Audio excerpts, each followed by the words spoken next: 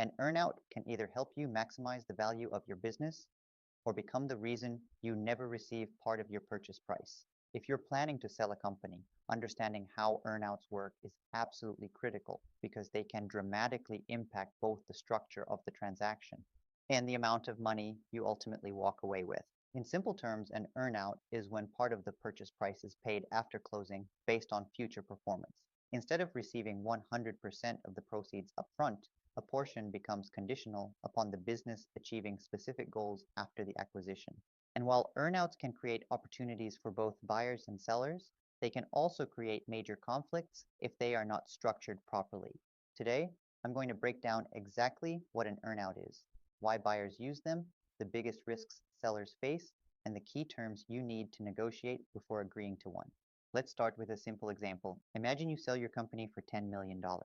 The buyer agrees to pay $7 million upfront at closing, while the remaining $3 million is tied to future performance over the next 2 years.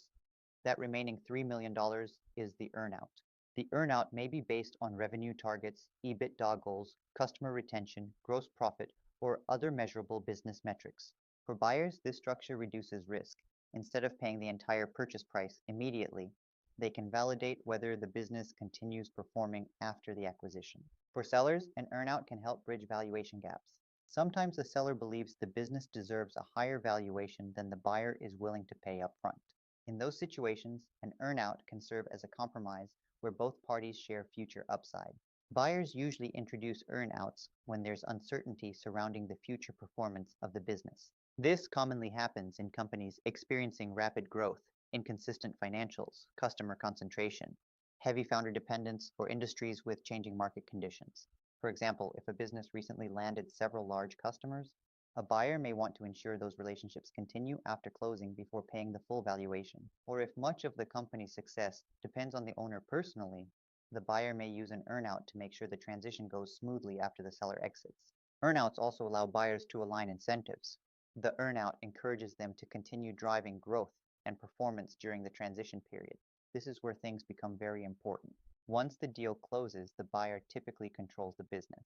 That means they may control staffing decisions, marketing budgets, pricing strategies, operational priorities, and overall direction.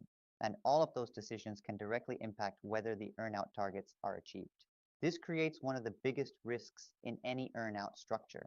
A seller may believe they can hit the targets, but after closing, the buyer could make decisions that unintentionally or intentionally reduce the likelihood of the earnout being paid.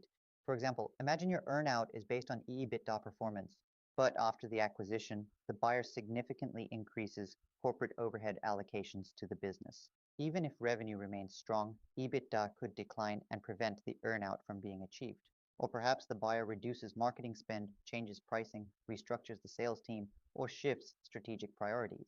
These operational changes can dramatically affect financial performance.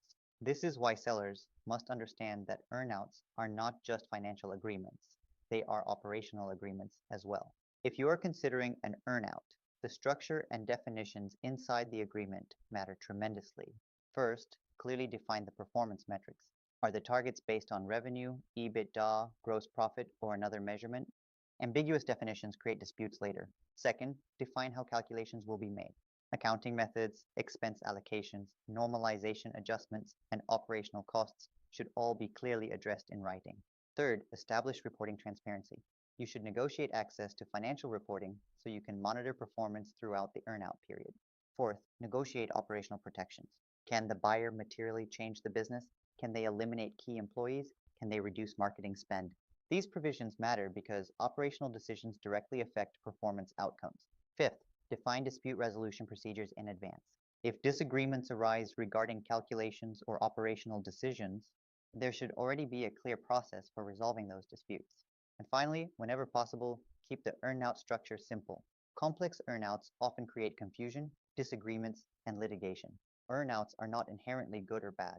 When structured properly, they can help bridge valuation gaps, increase total purchase price, and create alignment between buyers and sellers. But when structured poorly, they can become one of the most contentious parts of an acquisition. The most important thing is understanding exactly how the earnout works, what variables affect it, and how much control you will realistically have after closing. Before agreeing to any earnout, you should work closely with experienced legal counsel, accountants, and M&A advisors who understand transaction structuring and negotiation strategy. Because at the end of the day, it's not just about the headline valuation. It's about how much money actually makes it into your bank account. And in many cases, that difference comes down to the details hidden inside the earnout. Structure matters. Thank you for watching this guide on earnouts.